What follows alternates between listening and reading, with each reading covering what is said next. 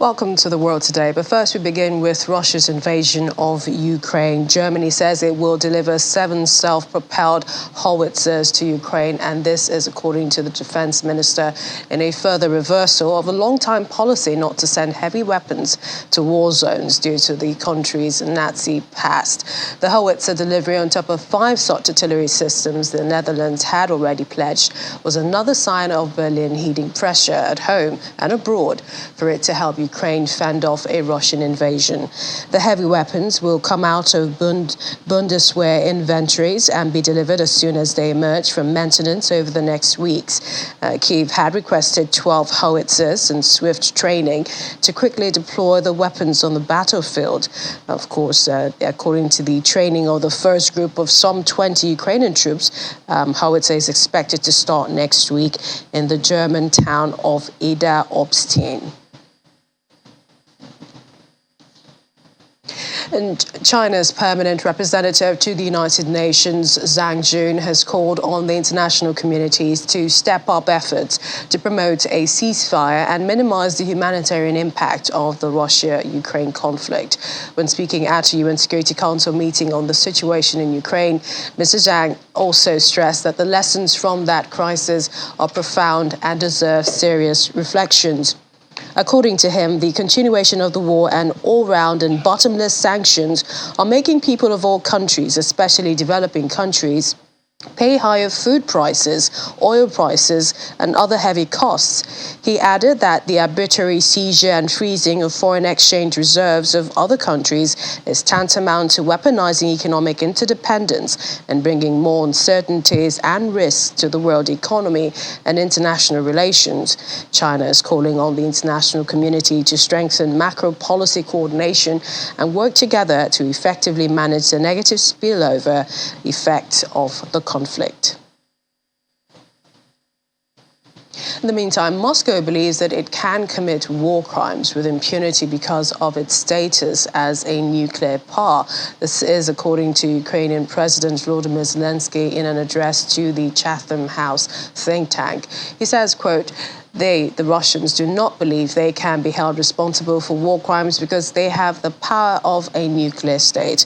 When asked about the situation in Mariupol, Mr. Zelensky said this is not a military event, but torture with starvation. He blamed the beastly attitude, he called it, of the Russian military in Mariupol on decades of anti-Ukrainian propaganda.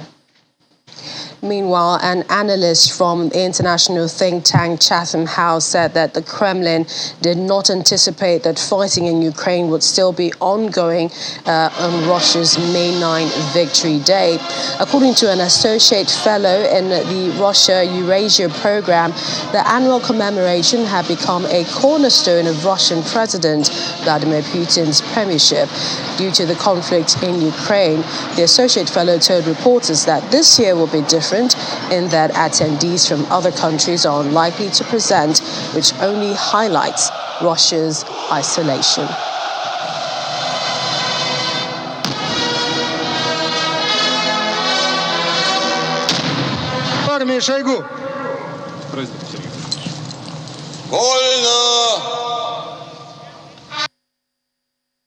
Commemoration of the Second World War, which is called the Great Patriotic War, is very important for Putin and for the Kremlin, for the Russian elites. It has been turned into a cornerstone of Russian sort of greatness, the narrative of Russia's greatness, heroism and sacrifice. For many Russians, those especially who want to believe in what the Kremlin is saying, this is the repetition of the Great Patriotic War in terms of liberating Europe and standing up to evil of fascism in Ukraine. There would be sort of commemorations, a day off, and there would be a big parade in Moscow. And that parade would really celebrate Russian military might. So it's well prepared, well rehearsed. And normally we would see a lot of international leaders flocking to Moscow and joining the celebrations. This has really sort of been disrupted since 2014, since the annexation of Crimea and Russia sort sort of sponsored separatists in the Donbass. But nevertheless, until before the pandemic, effectively, those international leaders would come to Moscow. This year, it's not going to happen. There will be a big parade as normal. However, there will be no international presence. So this emphasizes the isolation. And like we mentioned in our headline, Ukrainian forces have accused Russia of firing during the civilian evacuation of the Mariupol steelworks, with the car being hit. This is as officials there say. There are about 200 civilians, including at least 20 children, trapped with Ukrainian fighters under the Mariupol plant. Andriy Yermak, chief of staff to Ukraine's president, says almost 500 civilians have been safely moved from the city since a UN-led rescue operation began. Vladimir Putin says Ukraine should order its fighters in the Azovstal steelworks in Mariupol to surrender. Capturing the whole of the shattered southern city, he says, would be symbolic for Moscow ahead of its May 9th Victory Day celebration. Well, here's more on day 71 of the invasion. Many people forced to leave their hometowns due to the Russia-Ukraine conflict felt depressed and devastated as the crisis drags on. The conflict between Russia and Ukraine has displaced more than 12 million Ukrainians who have fled their homes. 7 million of them are estimated to be internally displaced within the country. The internally displaced people are able to apply for monthly funding, employment and housing, but the tragedy that befell the country has brought untold misery to all. Ksenia and her son are among those who were forced to flee their homes. They fled from the eastern Donetsk region to Kyiv as her husband joined the army in February. I desperately want to go home. I wake up every morning and feel like it's a nightmare.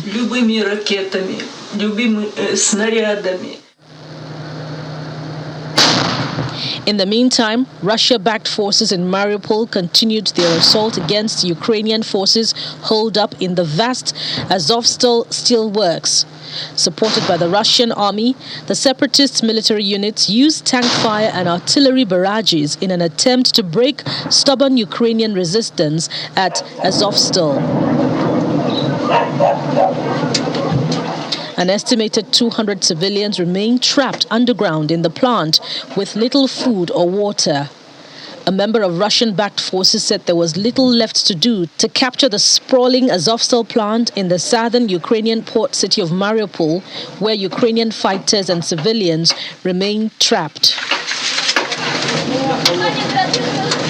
The full capture of Mariupol, which has been besieged by Russian forces for weeks, is key to Moscow's plans to cut Ukraine off from the Sea of Azov and create a land bridge connecting Russian-annexed Crimea to Russia. An exhibition titled Nato Chronicle of Cruelty is being staged at a Moscow museum to display the history of the US-led military bloc in string-up troubles across the world and lay bare its destructive role in the ongoing Russia-Ukraine conflict.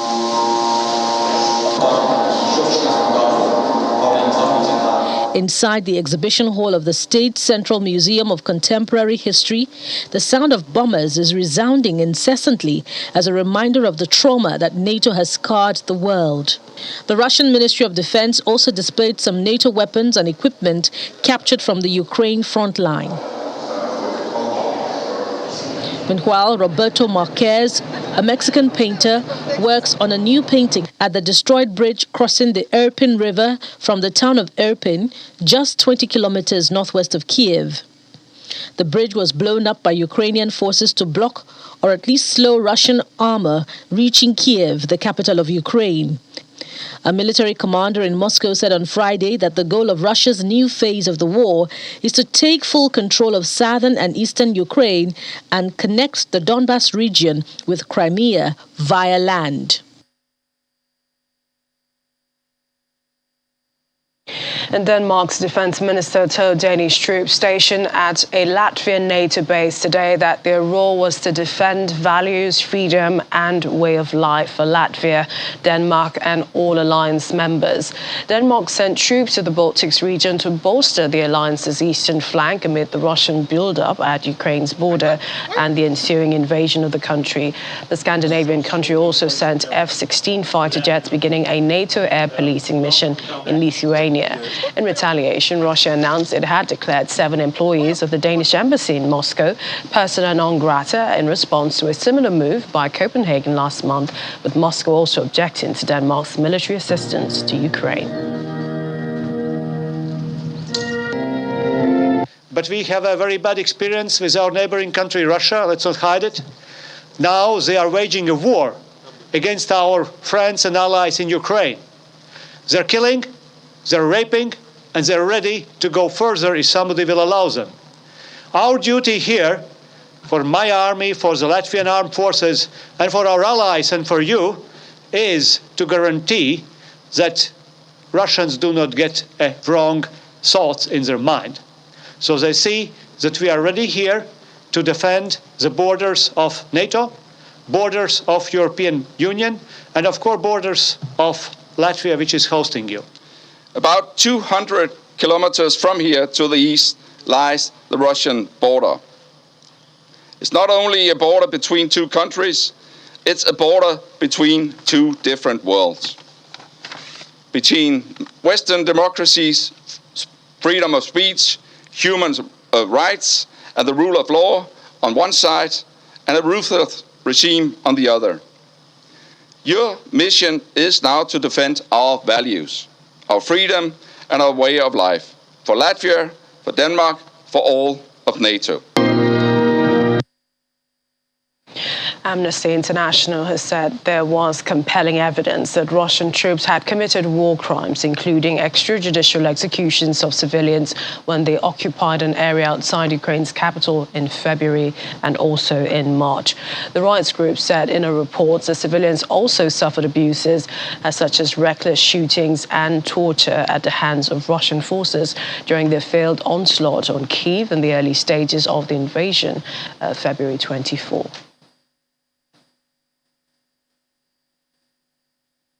We'll bring you that report shortly. In the meantime, the proposed embargo on Russian oil from the EU remains a big story there, especially now that some Central European states, such as Hungary, have signaled opposition. Well, Deutsche Welle correspondent Arthur Sullivan joins me now from Berlin with more. Hi, Arthur. The EU has proposed this embargo on Russian oil, but the plan is being held up by some member states. What's the latest?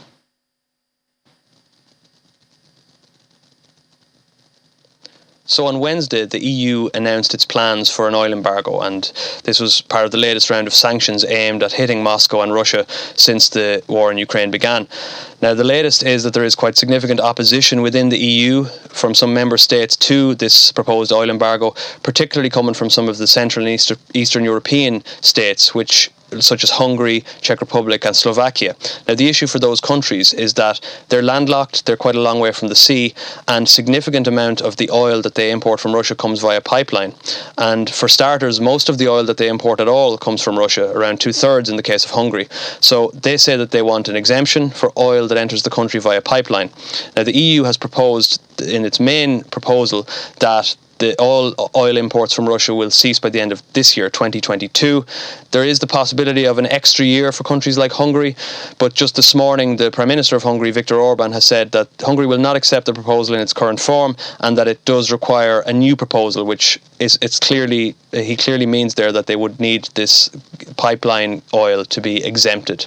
So that's the latest. The EU is working on getting this deal done. Reluctant to back embargoes on Russian energy, but appears to be shifting. But has it moved enough?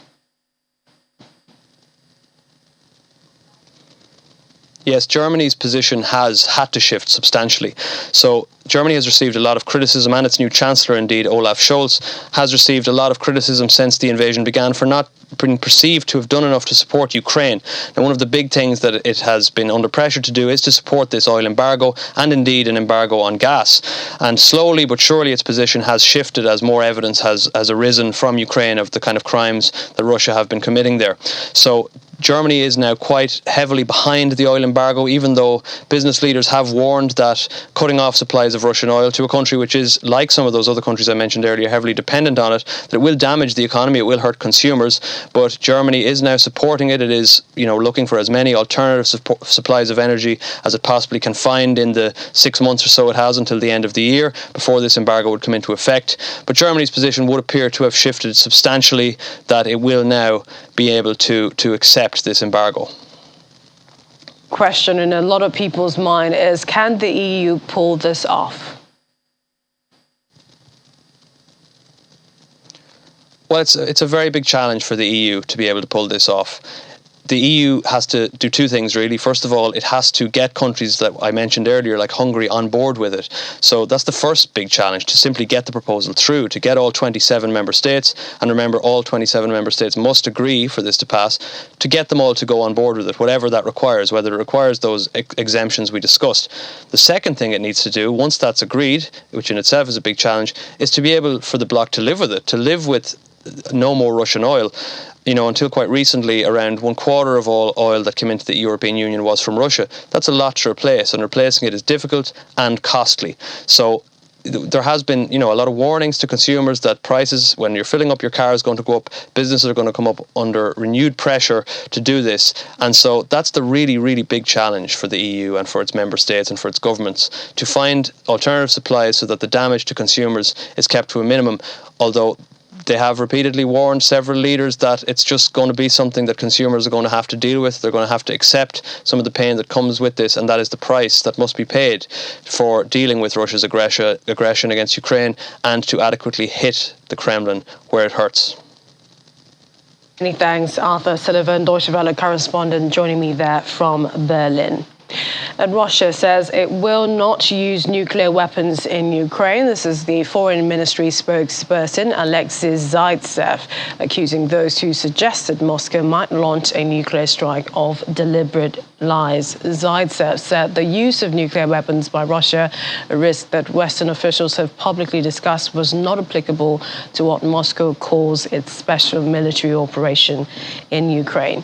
Meanwhile, the Ukrainian Foreign Minister has said his country wanted a special justice court to be established, prosecuting Russian aggression and other violations of international law. Foreign Minister Dmytro Kuleba said such a court would fill the gap, as he said no jurisdiction was in charge of prosecuting the crime of aggression. Speaking at a Lithuanian conference in war crimes, he added the court is not meant to replace any of the existing international courts and tribunals dealing with various aspects of Russia's aggression. He said the initiative is getting large support globally, with a petition reaching 2 million signatures.